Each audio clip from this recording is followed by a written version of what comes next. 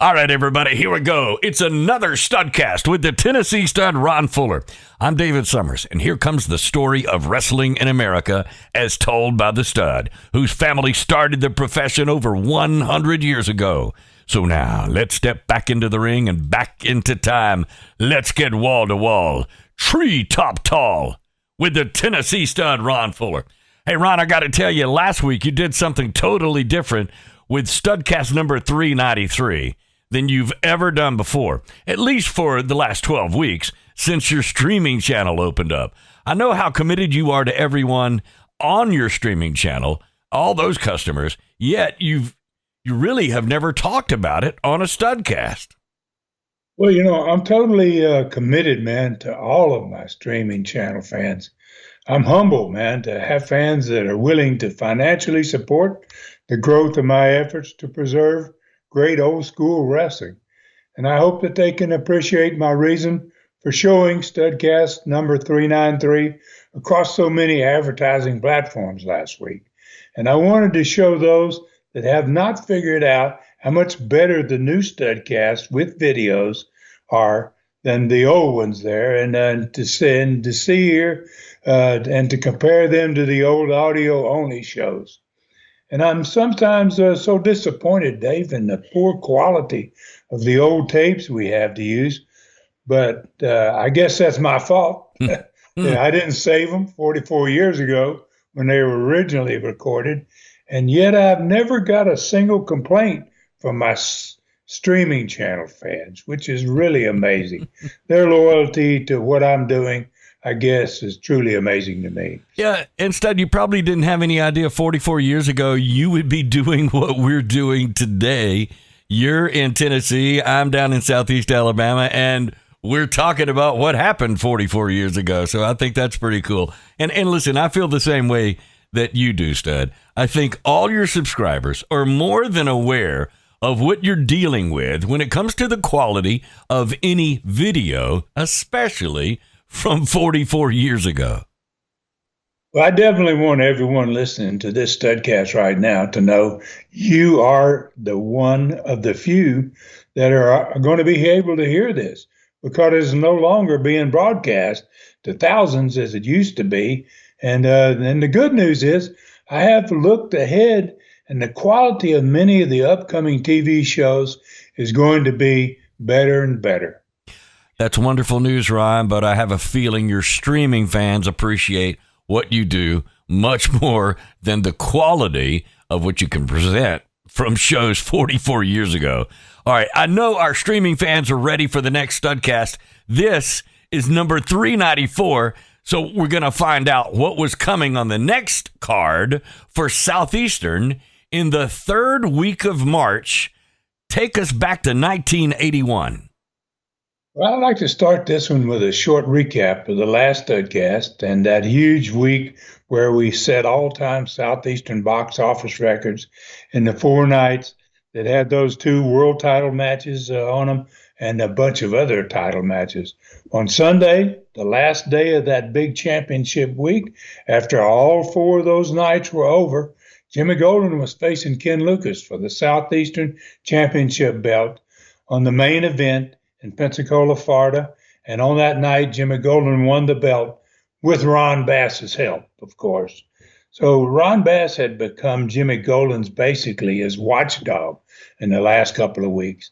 He'd helped Golden 2 weeks earlier, not only beat my brother Robert, but helped him hurt him in the process. Then Bass, a week later, was not even on the championship card of that week last week, but showed up and ended up helping Golden again. This time, they sent Ron Slinker packing because it was a loser-leave Southeastern match. So, Bass has been a real protector for Golden. So due to these continual matches with interference and the fact that there was a new International Sports Incorporated ownership with us at this point, they kind of wanted to make a statement. And the most unusual special referee was going to be assigned into the main event for all of the Southeastern Championship Wrestling matches coming up in this particular Studcast, which was the following week. and that was going to be Ken Lucas against Jimmy Golden. Wow, that sounds like a big deal, Ron, for the new company, of course.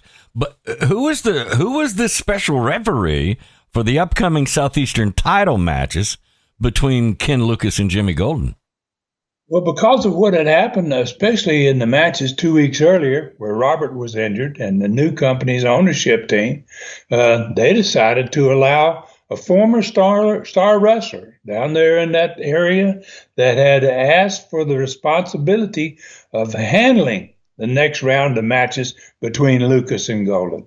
And so they let my father, Buddy Fuller, take control of those matches. Wow. All right, Stud, I got to tell you what a great idea that was. I would have never thought of that. And your father had a great reason to want to be there. So what did Jimmy Golden think of that? What do you think, Dave? I mean, Golden hated the idea. Even though my father didn't have a son in the match, there was still, after many years, some bad blood between Jimmy and my father. I probably shouldn't ask, but I'm dying to know what kind of problem was there between Jimmy Golden and his uncle, your father? Well, to make a long story short, Golden was a very spoiled adolescent, I guess is a good way to put it. And when he was about 14 or 15 years old, he got in some bad trouble and was on the verge of spending some time where you don't want to be, if you get the idea. So Jimmy's father, knowing how my father handled Rob and I growing up, sent Jimmy to live with us to keep him from being stuck in a much worse environment, I guess is a good way to put that. Mm-hmm. So my father made him work on the farm, like Rob and I had always done. And boy, I tell you, Jimmy didn't like it, and he got so upset after a couple of months, he made his father come and get him, basically. And Jimmy sneaked out of the house one night, late at night, and his father took him back home. Wow. Okay, that's a great story, Stud. I mean, that may be why he was such a good heel. Maybe it just came naturally to Jimmy. All right, so where were you at this time?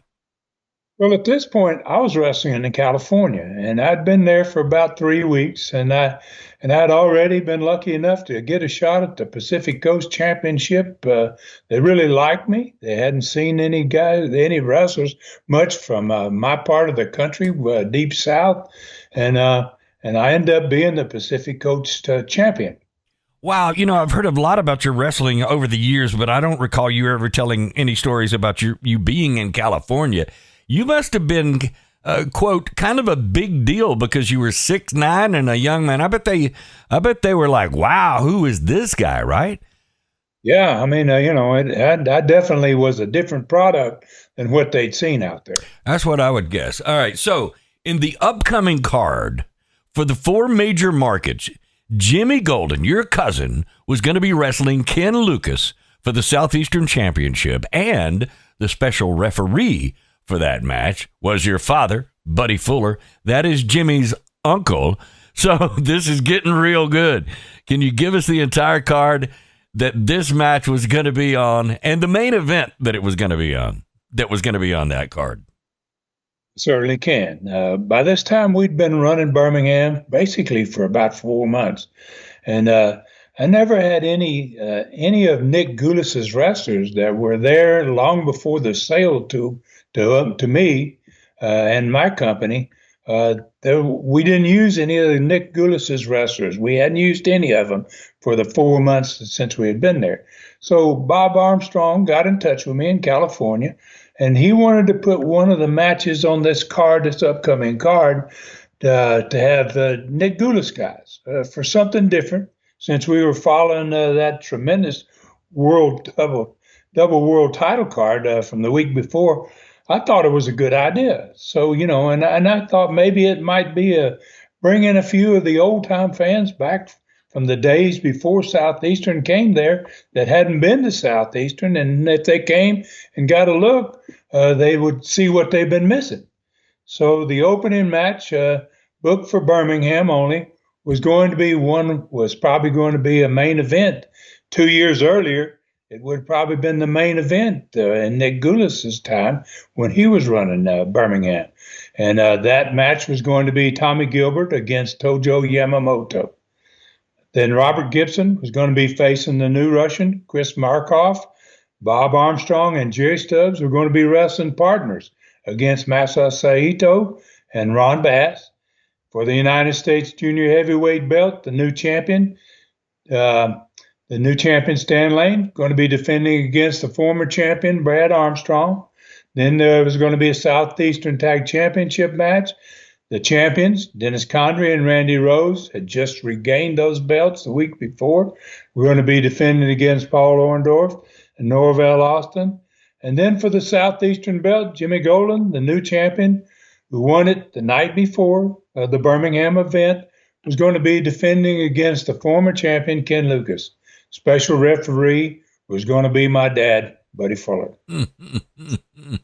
All right, so this was still a great card, no matter what last week's card was. All right, how did the TV show go?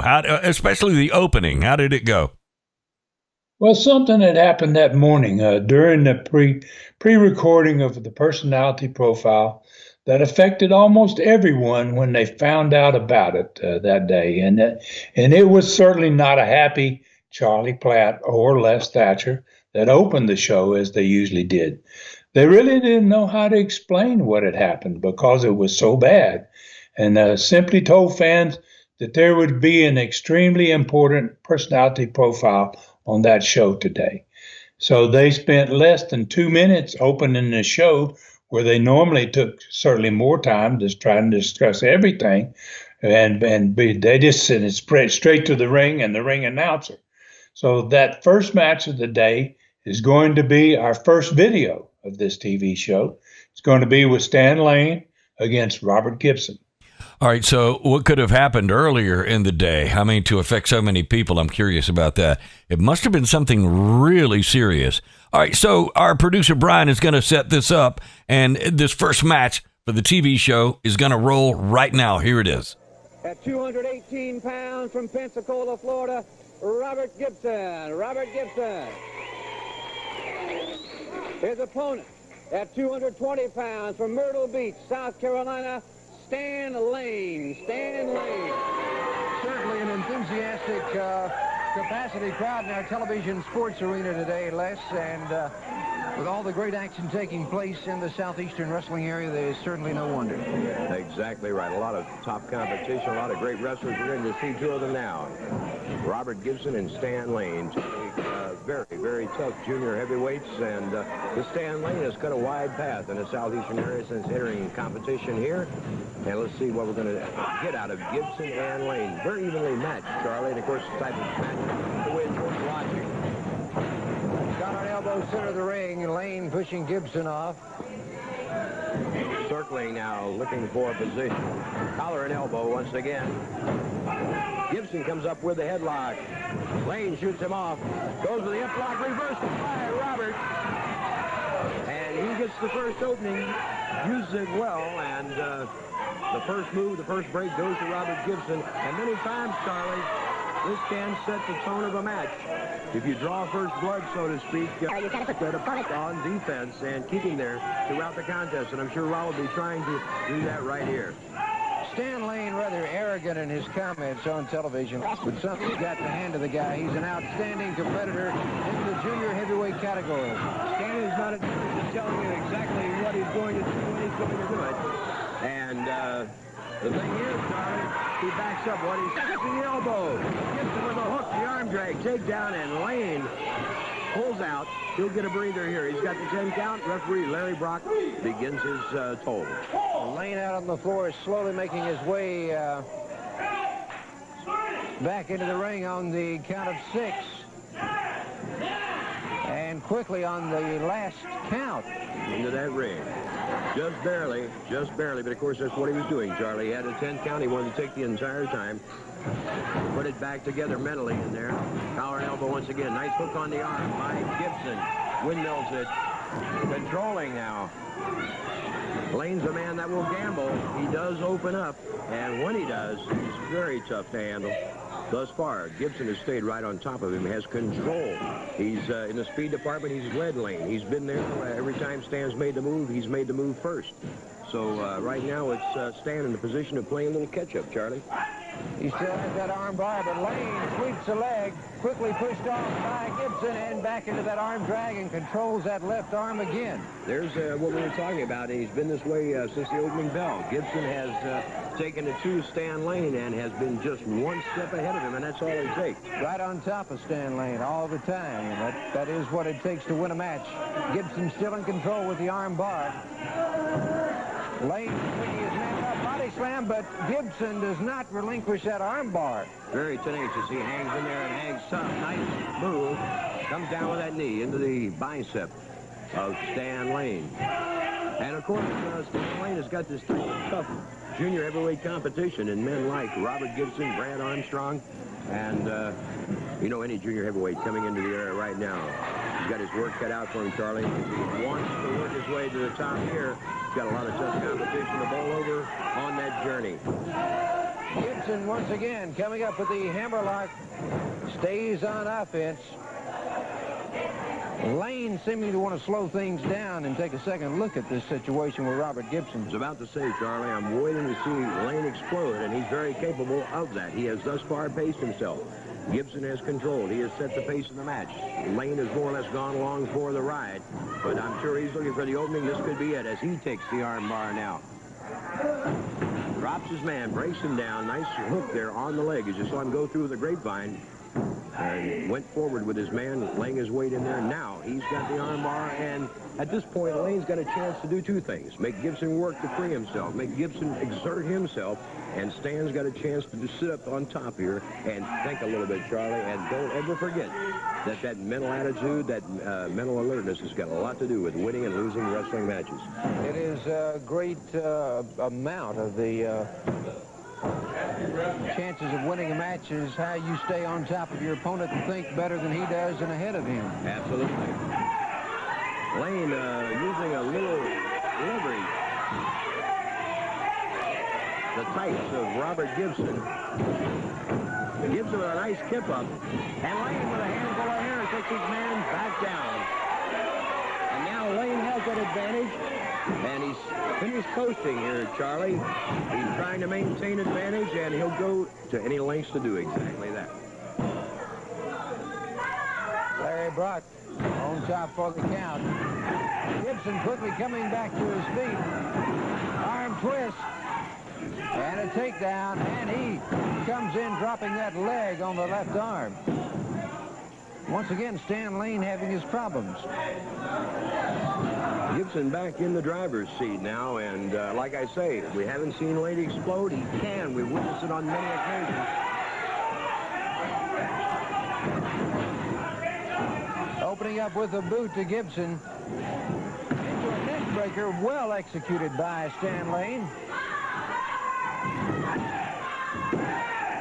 1-2 count, and Gibson bails out. A good second effort by Robert now. Let's see what Lane's got in store for him. Head first into that top turnbuckle, and this may be the spot where Stan Lane will start cooking with some steam, open up and try and put Gibson away. What a pitch could have been a thumb to the throat used by Lane. He has opened up on Gibson now. But good reversal into that turnbuckle. Moves in with the shoulder to the other side. Good move by Lane. Pulls that leg up.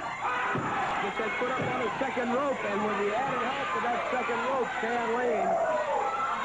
Brad Armstrong moves into the ring. He's going to have something to say about it. He's telling Larry Brock that Lane used that rope for leverage.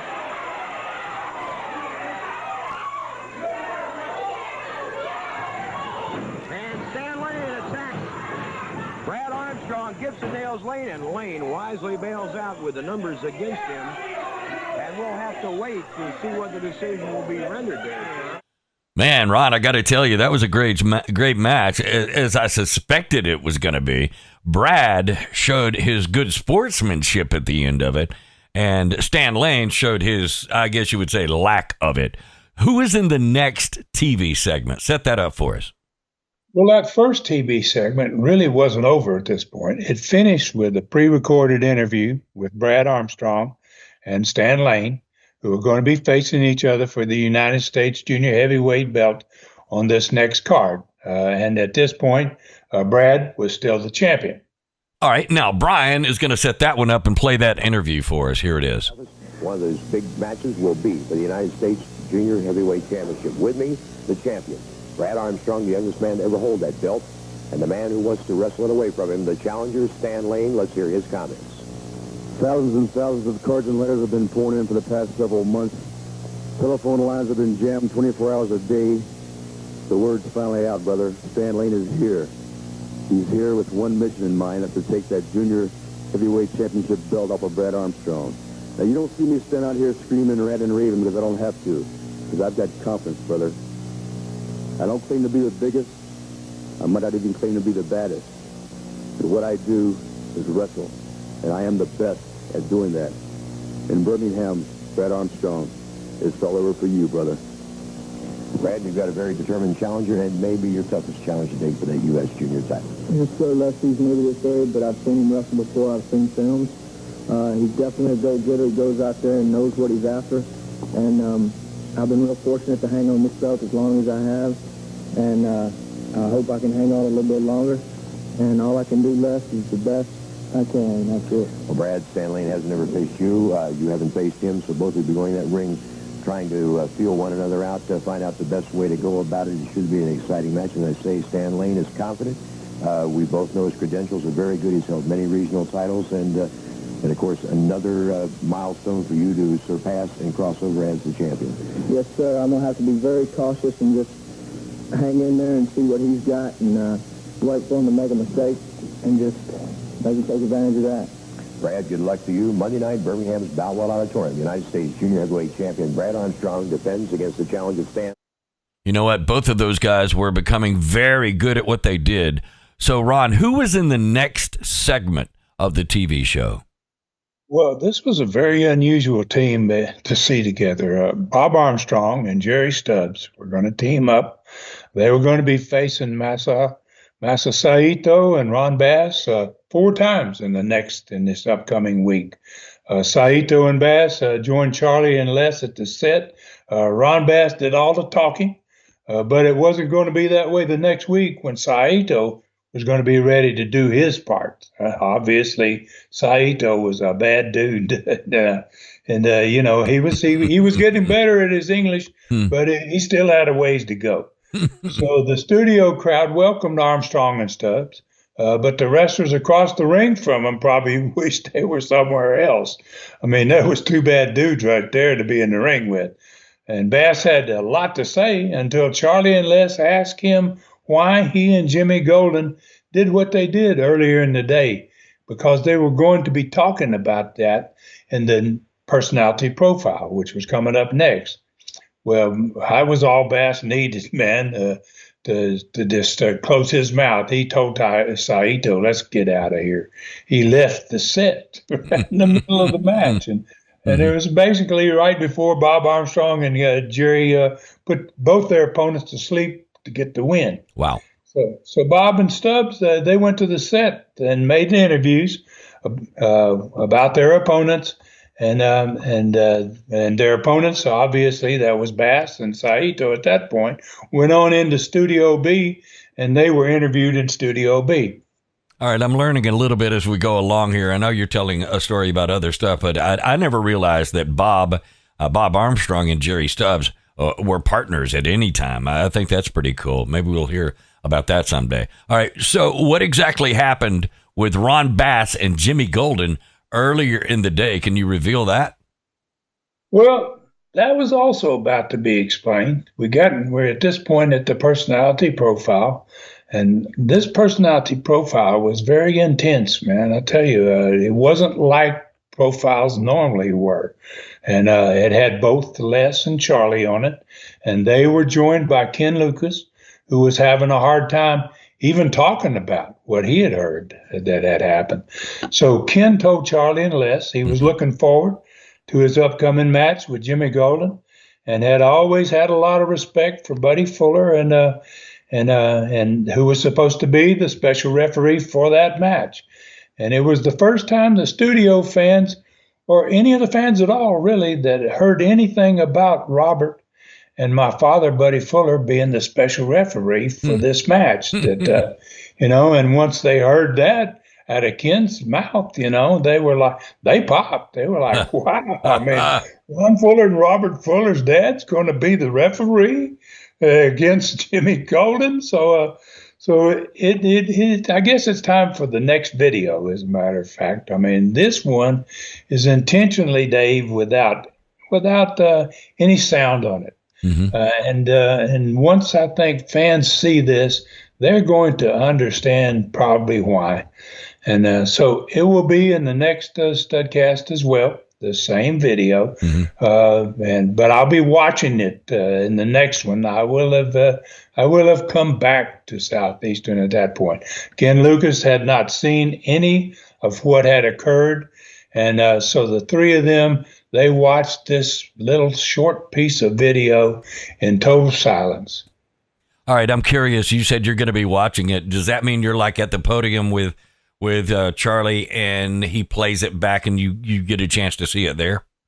Yeah. What's going to happen here is I'm not at this TV at all. Nobody knows that I'm coming back until we finish this profile. Yeah. And so that what happened here, Dad starts this profile out with Charlie Platt at the set. They had pre-recorded it early in the morning, like normal.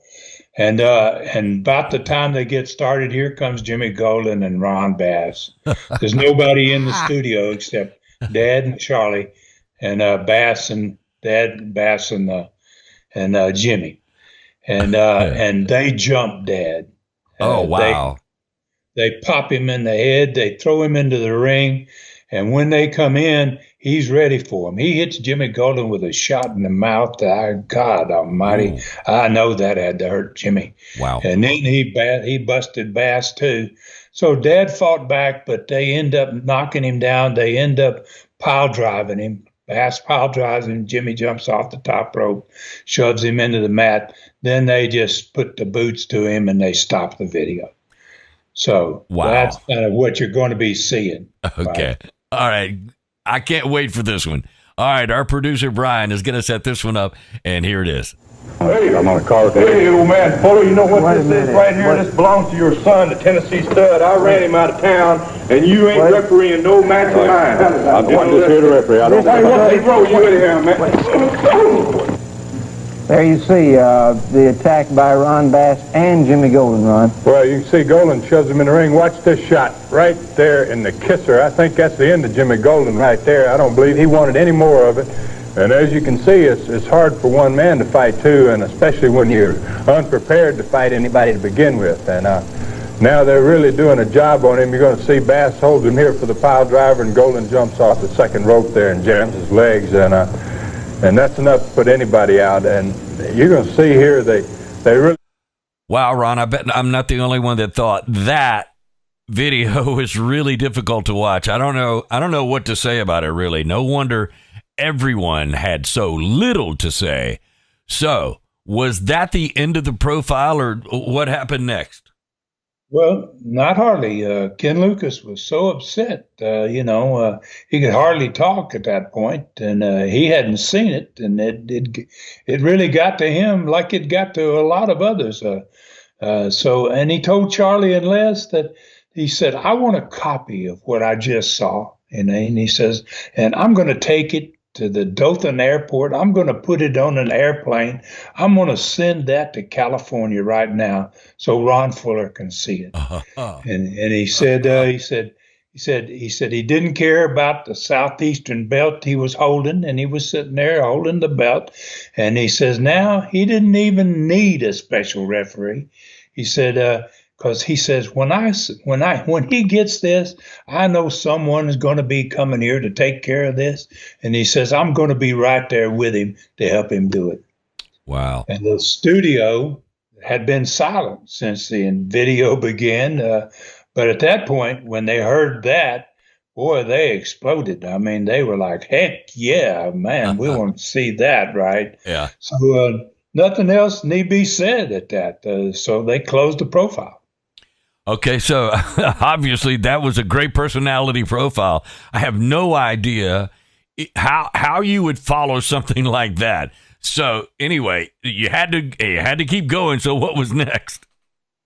Well, Dennis Condrey and Randy Rose, the new Southeastern Tag Champions, they were in the next match, and they basically humiliated their two opponents, similar to the way that Bob Armstrong and Jerry Stubbs had done in this earlier match.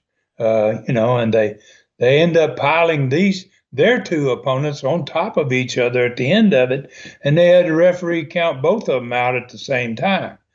So as they were leaving the ring, Paul Orndorff and Norvell Austin were headed to the set.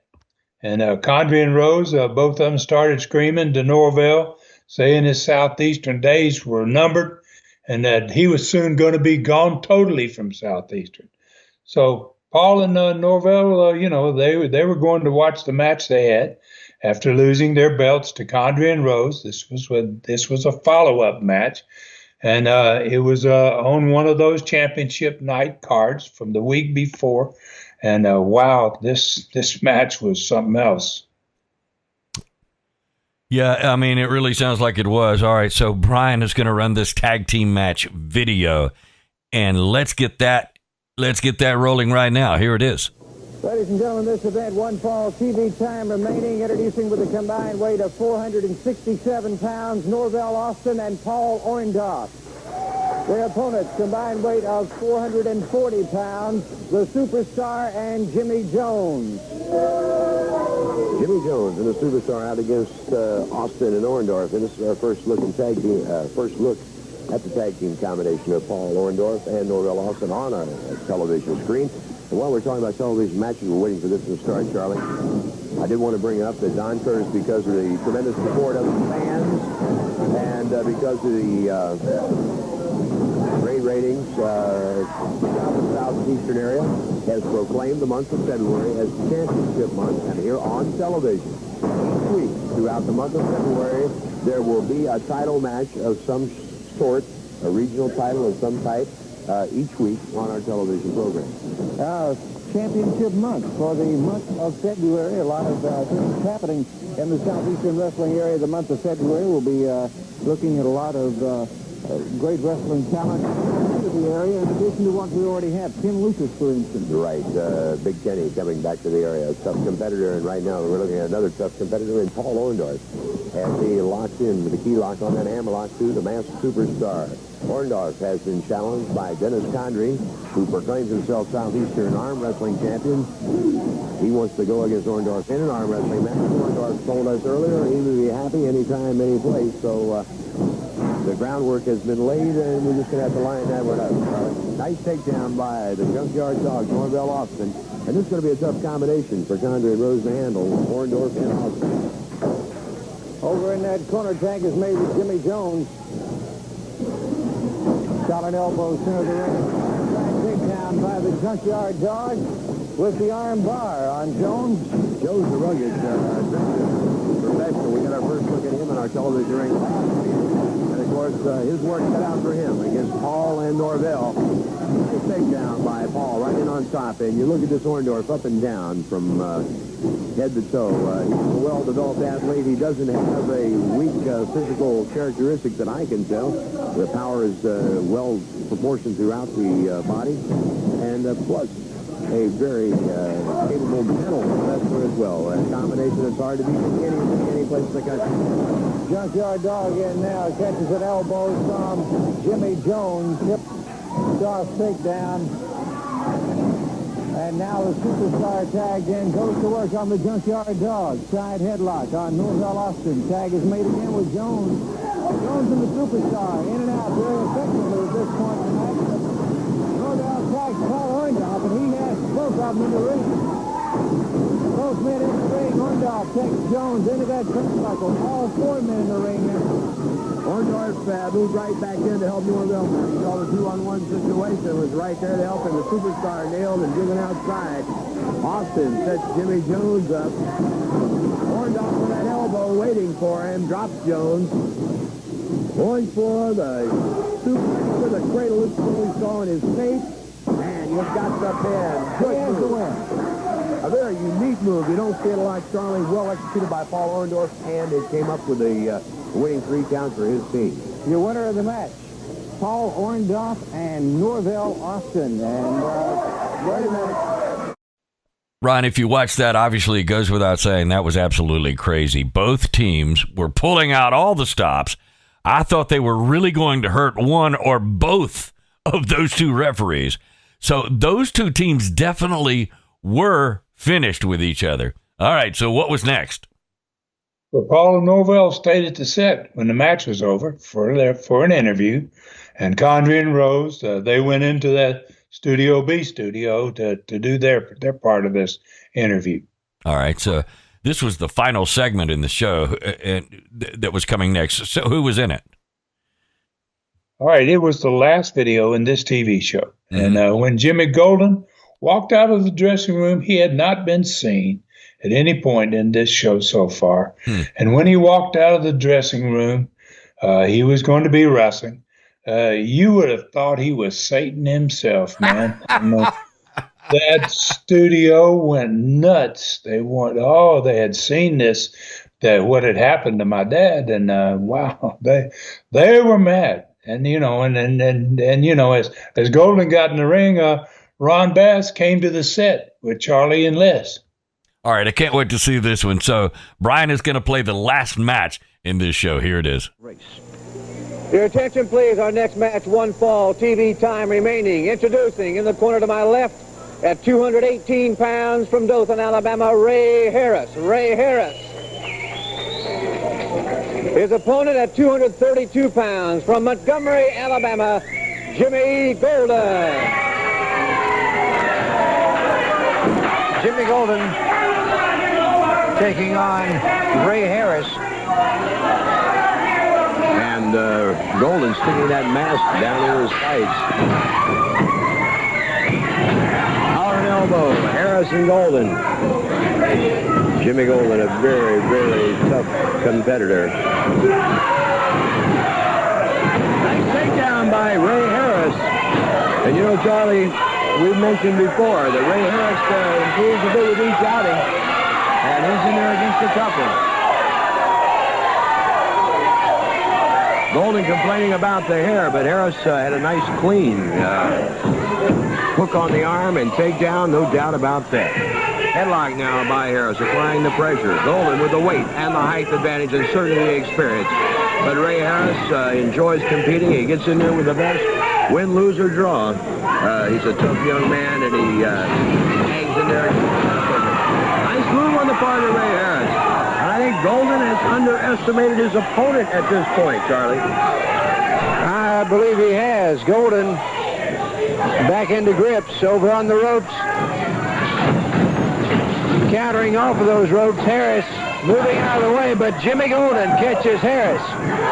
Good move by Golden, no doubt about that. Hit him with that drop kick head on, sets him up, shoots him in. And with a high knee, drops Ray Harris once again. The experience telling here as Golden takes over and dominates. Golden could have possibly have a pin there, but he pulled Harris up by the hair, inflicting more punishment. Now body slam by Golden. Jimmy embarrassed a little bit by the younger, less experienced Harris, and taking that frustration out on Ray right at this moment. Golden with that sharp driving right hand sends Harris spinning around head first into the top turnbuckle. And Ray Harris needs to put it back together and put it back together quickly now because Golden is opening up. Harris over on the ropes. Golden moving back in. There's that Jimmy Golden net breaker. Goes for the pin, and he's got it. A pin for Jimmy Golden, the neck breaker, the body press. And Golden waving that mask around saying, this is the Tennessee stud, I'm the super stud. And I guess he's his own public relations man, wouldn't you say, Charlie? Well, as we all know, Jimmy Golden was a gifted athlete, wrestler, and he made short work of that opponent. Well, I think Jimmy was so proud of himself after what he had done earlier in the day that, He played with the guy, and then he stomped him basically big time, and it was all done. And it was so short, basically, the match that Ron Bass didn't really have time to say hardly anything at the set. So when Golden came to the set, they took the last 2 minutes of the TV show to brag, basically, about what they had done to my old man, they called him, Buddy Fuller. And then they had nerve enough to ask how Ken Lucas was going to keep the Southeastern belt now that there's no special referee in the coming week against the two of them. They were just bold enough to say, Bass is going to be out there with me, basically. Ken Lucas is going to be alone, and there's going to be no special referee. So you could not tell much of what they said, because the studio audience was booing them so loud while they were trying to do this last 2 minutes. The audience really never shut up; they just booed, and so you could hear some of it, and you couldn't hear some of it. So those two had some real heat, man, after what they'd done that day. Well, and there's obviously an example of the impact the studio crowd had on the TV show. That was an excellent TV show, by the way. All right, so when did you hear about what happened to your father?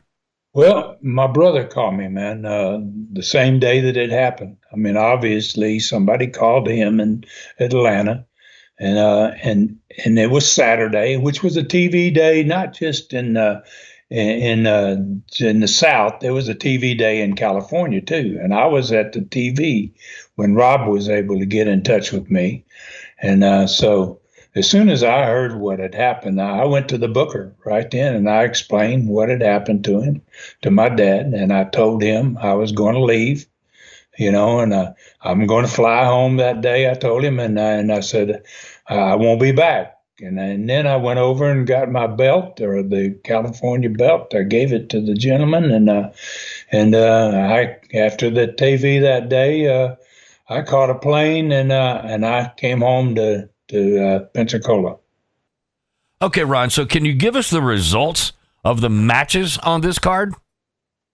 Yeah. So in Birmingham only, since it wouldn't do any good to have Nick Goulis's guys be down south of there because they never went there.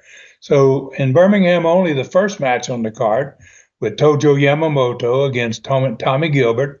They were basically two wrestlers from the Nashville former Mid-American territory of Nick Goulis. Tommy Gilbert won that match. And then down south in the other three main markets, we're going to have an opening match as well. But obviously, it was not going to be Yamamoto against Gilbert because nobody would have known those guys. And so down south, the opening match was going to be in the other three markets, Ricky Fields against Jerry Oates, who was out of Columbus, Georgia. Mm-hmm. Robert Gibson and the Russian Chris Markov wrestled to a 15-minute time limit draw. The third match on the night, Masa Saito and Ron Bass got disqualified. They threw Bob Armstrong over the top rope. Then they basically worked over Jerry Stubbs pretty darn good before the referee was able to get them out of the ring. Stan Lane retained his United States Junior Heavyweight Championship belt over Brad by putting his feet on the ropes. And for those people that watched that first match of this TV, they saw the way that's the way he beat Robert Gibson in the first match. So he ended up beating Brad using the same thing that he did to win that TV match that we just saw. And then in the Southeastern Tag Team Championship match between the two champions, Dennis Condrey and Randy Rose versus Paul Orndorff and Norvell Austin, the challengers were dominating the match, but they couldn't keep the champions in the ring. Not long enough, especially for a pin. They just kept, one guy would get out, and then the other guy would get out, and when they got in trouble, they ended up both getting out, and they just went to the dressing room rather than get beat because Orndorff and Austin had their number at this point. And that match was going to be returning the next week. It was going to come back in a lumberjack match, which is going to have wrestlers surrounding the ring, going to make sure that Condrey and Rose can't get back to the dressing room without getting beat. So in the main event for the Southeastern Championship belt, there was no special referee, obviously, because my father had been injured on TV. Jimmy Golden had won the belt from Lucas the night before in Pensacola. And boy, did he prance down to the ring, escorted by Ron Bass, when it came time for this last match of the night. And Ron Bass had a big hand in the victory the night before against Ken Lucas. And he came to, and then when Ken Lucas came to the ring, he was by himself. And so the referee for the match was one of the regular referees that did the matches, and he couldn't make Ron Bass leave ringside. So Lucas, tried everything he could think of, and then finally he just told the referee, "Go ahead, ring the bell. Let's get this thing going," right? So now you got Lucas out there by himself, and you got Bass on the floor, and Jimmy Golden in the ring wrestling.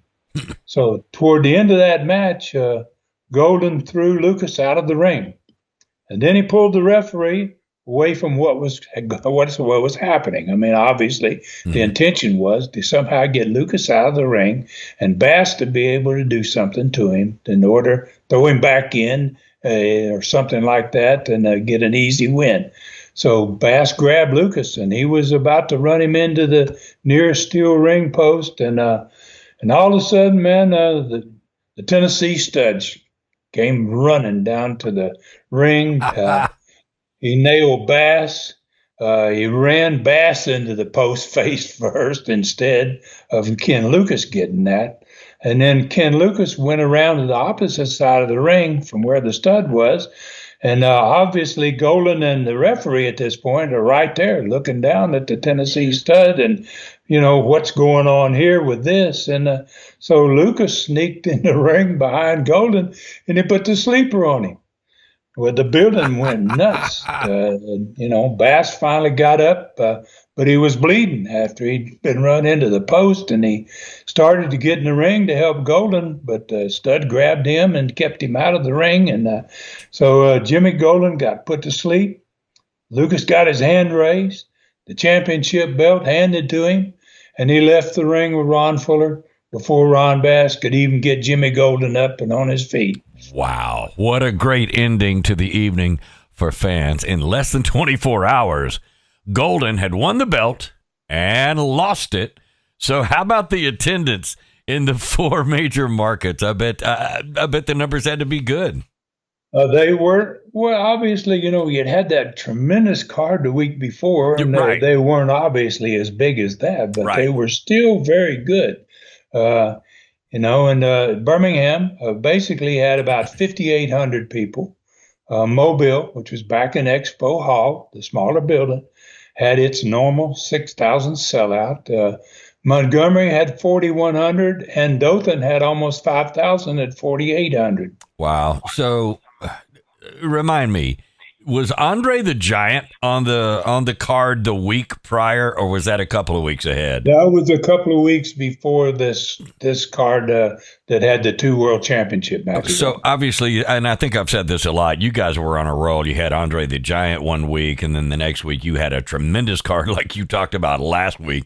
And then how do you keep topping it and you come back again? So I think that is absolutely just amazing what you guys were able to accomplish. This has been another great Studcast with some really good videos. All right, Stud, set it up for us for next week. Where do we ride next week? Well, the Tennessee Stud Ron Fuller is going to be returning to Southeastern, obviously, and for his first match, basically, in 2 months. He'd been totally out of action for 2 months since he gave up the belt, and he was going to be facing, guess who? Jimmy Golden. And then Jerry Stubbs was going to be defending his World Junior Heavyweight belt against the man he had won it from, Les Thornton. And Les Thornton was coming back pretty darn quick to see if he could get his belt back. I mean, he had left expecting to take it home with him, and now he having to come back to face Stubbs again. There's another, the rest of this card for next week is a great one too. Has a bunch of other great matches on it. So looking ahead to the TV show for the next week, it may have been this one that we're going. I look at each week, Dave. I take time and I spend time looking at the next television show, Right. And the next card, and this next TV show, I think, is going to have most videos of any of them we have had so far. Maybe as many as 10 videos in this next one. Wow. Okay. All right, Stud, that's awesome and amazing news right there. Any final comments on this Studcast? Well, and I want to have give another thank you out there to those that have subscribed to the TennesseeStudStreaming.com channel, and we sure appreciate your great comments about the site. Fans, those people that have subscribed, are very, very happy with the site, obviously. And for everybody else out there, please take care of yourselves and others, and may God bless us all. Well done, Stud. For Ron Fuller in the Great Smoky Mountains of Tennessee, I'm David Summers saying thank you for listening. Find me on Facebook at facebook.com/dsummers955. On Instagram, it's instagram.com/David Summers Productions. And hit me up anytime at davidsummersproductions@gmail.com. This Studcast is a David Summers production for Tennessee Stud, LLC.